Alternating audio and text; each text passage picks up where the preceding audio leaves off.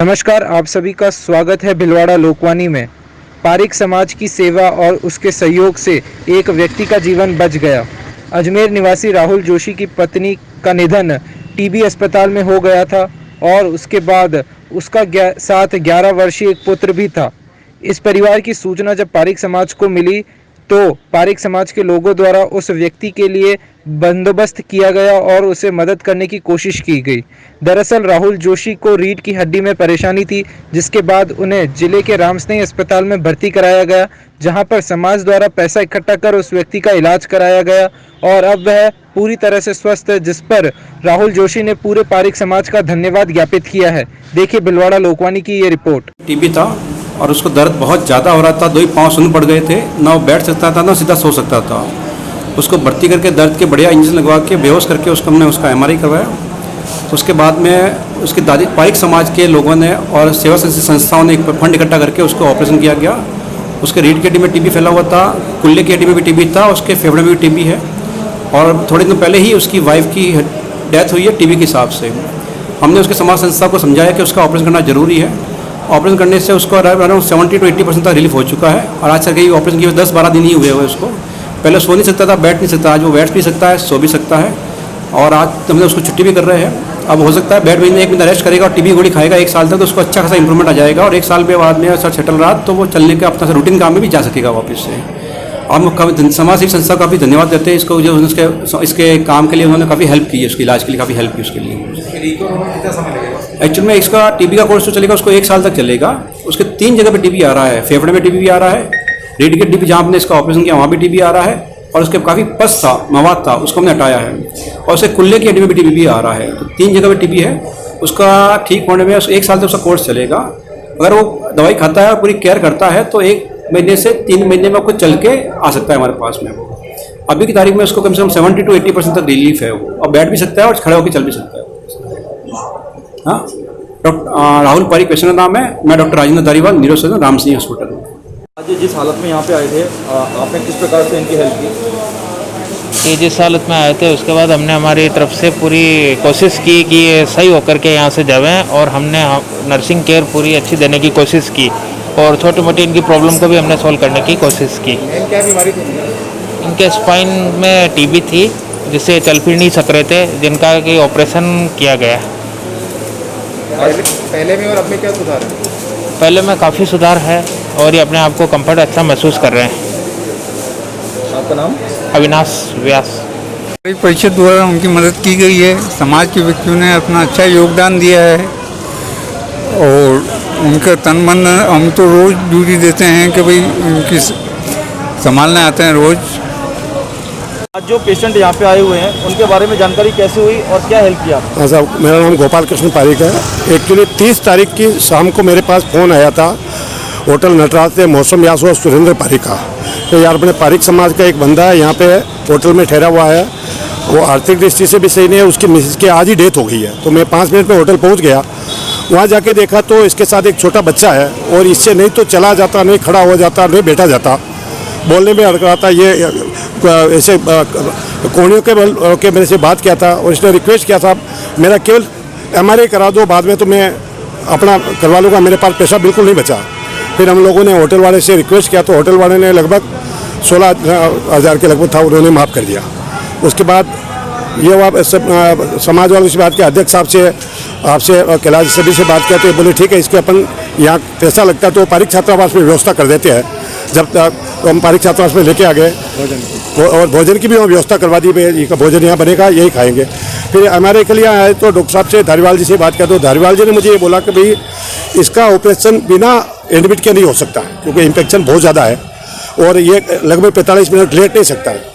तो सबसे पहले कल्पन जी ने सबसे पहले मुझे बोला भैया इसके लिए जो पैसा चाहिए आप मेरे से लो, मेरे साथ आए और इनको सबसे पहले 10,000 रुपये जमा करा कर MRI करवाई। MRI बड़ी मुश्किल से हुई, 3 दिन इंजेक्शन लगे। उसके बाद में पूरे दिन में 3 बार में करके MRI पूरी हुई। MRI के बाद में धारीवाल जी बोला इसका इन्फेक्शन बहुत ज़्यादा है, ऑपरेशन करना पड़ेगा, इसमें जो रीढ़ की हड्डी है उसमें पस पड़ गया है, कीड़े हो गए, यदि नहीं हुआ तो इसकी भी डेथ हो जाएगी। तो आप लोगों से रिक्वेस्ट किया, आपने बोला ठीक है करो ऑपरेशन। ऑपरेशन होने के बाद में रामसनेही स्टाफ का भी पूरा सहयोग रहा। आपने किस संगठन किसके तहत इनकी हेल्प की? पारिक जिला पारिक परिषद भीलवाड़ा, उसी शुरू से ही उन्हीं के साथ वो फोन किया। वो सारे जो वहाँ के संगठन में मेरे साथ रहे और समाज से पैसा इकट्ठा करके लगभग 1.5 लाख रुपए तो परसों तक इकट्ठे हुए थे, और भी हो रहे। और फिर हमने एक निर्णय लिया कि हम एक आपदा कोष बनावे ताकि उसमें पैसा जमा रहे। इस प्रकार का कोई भी समाज का आदमी कभी भी कोई एक्सीडेंट या कुछ भी हुआ तो अपन बिना झिझक उसकी सेवा कर सके। अभी तक इलाज में कितना पैसा खर्च हुआ? लगभग 1.5 लाख के लगभग। क्या ये समाज सिर्फ समाज के लिए ही कार्यरत है या अदर समाज के लिए? डॉक्टर साहब, अभी तो पहली सीढ़ी चढ़े हैं, तो अभी तो हमने यही सोचा कि, और जबकि सुझाव आ रहे हैं कि यार अपन पारिक समाज के अलावा ब्राह्मण समाज के लिए भी अपन आगे आई तो साहब उसके लिए भी कोशिश करेंगे। लेकिन अभी जो अपना पहला स्टेप है वो पारिक समाज के लिए ही। ब्राह्मण समाज का ही स्तंभ है पारिक समाज। क्या आप इस ब्राह्मण समाज को, पारिक समाज को अलग नजरिए से? नहीं साहब, एक ही नजरिए से देखता है। मैं विप्र फाउंडेशन का पश्चिम ब्लॉक का जिलाध्यक्ष भी हूँ, और विप्र फाउंडेशन अपने आप में एक ब्राह्मणों की परिपूर्ण संस्था है। सर्व ब्राह्मणों से भी जुड़ा हुआ हूँ। गोपाल कृष्ण पारिक। आपके साथ क्या हुआ? सर मैं आया था अपनी वाइफ को लेके आया, उनको टीबी थी 2017 से। अब वो उनका इन्फेक्शन फिर ठीक हो गया बीच में, फिर वापस 18-19 में हुआ, फिर कंप्लीट ठीक हो गया। फिर अभी हम लोग आ रहे थे वापस यहाँ किसी काम से, तो अचानक से यहाँ की तबीयत बिगड़ गई, तो उनको वापस दिखाया टीबी के हॉस्पिटल में, डॉक्टर दिवाकर को। फिर उनके असिस्टेंट ने उनको टैबलेट दवाई वगैरह दी, तो 3 दिन लेने के बाद प्रॉपर अजमेर से। अजमेर। क्या हुआ आपके साथ? क्या बीमारी हुई? मेरे को यहाँ आने के बाद पता लगा कि मेरे रीढ़ की हड्डी के अंदर टीबी इन्फेक्शन आ गया, और उसके बाद वाइफ की मेरी यहाँ डेथ हो गई। तो उसके अंदर समाज ने ही सब मेरा हेल्प किया यहाँ पे। वाइफ की डेथ कैसे हुई? वाइफ की डेथ यहाँ टैबलेट इन्फेक्शन से डेथ हो गई अचानक ही। अस्पताल में या नहीं, वो हाँ हॉस्पिटल के बाहर ही, हॉस्पिटल के अंदर जाते जाते बाहर ही हो गई थी। डॉक्टर ने डेथ घोषित कर दिया था। उसका दाह संस्कार कैसे किया गया? उसके लिए भी उसके लिए तो सिंधी समाज ने मेरी हेल्प की थी, दाह संस्कार के लिए। तो अभी आपका इलाज का खर्चा कौन उठा रहा है? मेरा पारिक समाज, भीलवाड़ा पारिक समाज। समाज के लिए आप क्या संदेश देंगे? बस यही देना चाहता हूँ कि मेरे यहाँ के जो अध्यक्ष पवन जी व्यास और जो अध्यक्ष है कोषाध्यक्ष ब्रजमोहन जी हैं, उन्होंने काफ़ी दिल्ली बहुत अपना मतलब रूटीन फर्ज निभाया। लेकिन अगर मैं प्रदेश अध्यक्ष की बात करूँ कृष्ण गोपाल जी व्यास की, तो उन्होंने जो मेरे लिए किया, शायद गोपाल जी पारिक ने जो किया वो शायद मेरे फादर या मेरे ब्रदर भी होता तो नहीं करता। उन्होंने उनकी मिसेज, उनके बच्चों ने कभी मुझे तो नहीं, मेरे बच्चे को भी कभी अकेला महसूस नहीं होने दिया। मेरा बच्चा ही मेरे साथ में है।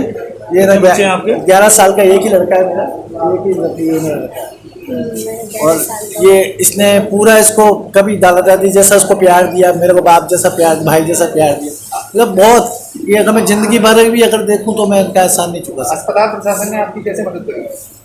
अस्पताल के स्टाफ ने भी काफ़ी मदद की, कभी काफ़ी किसी चीज़ की कोई तकलीफ नहीं लगी। व्यवहार कैसा लगा? सबका अच्छा लगा था, सबका अच्छा। मतलब मैं अगर भगवान ने मौका दिया तो मैं भी अपने समाज के लिए कुछ सोचूंगा।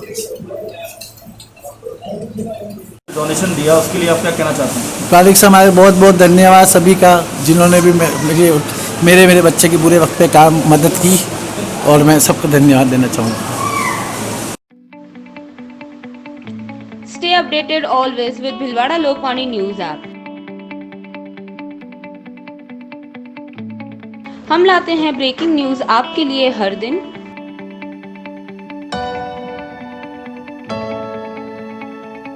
कभी भी कहीं भी देखें ताज़ा खबरें आपके मोबाइल पर। देखें न्यूज वीडियोस किसी भी टाइम। हमारे साथ जुड़े रहे और डाउनलोड करें Bhilwara Lokvani app, available on play store. Download now.